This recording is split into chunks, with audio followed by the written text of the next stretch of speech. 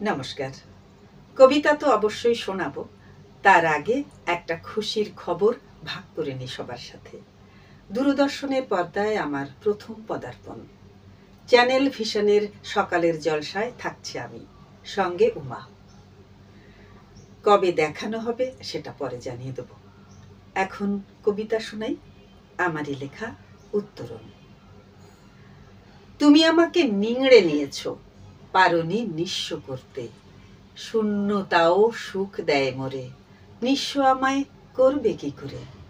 তুমি আমাকে আঘাত করেছ, পারোনি টুকরো করতে। ঠুনকো আঘাতে টুকরো হবার দুর্বল প্রাণ নয় তো আমার। তুমি আমাকে ছেড়ে চলে গেছো, পারোনি একা করে দিতে। আমি নিজেই থেকেছি নিজের সাথে, নিজেকে দিয়েছি সময়। তিল তিল করে নিজেকে গড়েছি, একাকিত্বকে করেছি জয়। যাইনি পিছিয়ে, পাইনি ভয় প্রতিকূলতার সামনে দাঁড়াতে। তাই আমি আজ একাই 100 নিজেকে সামলে নিতে। নমস্কার, ভালো থাকবেন সবাই।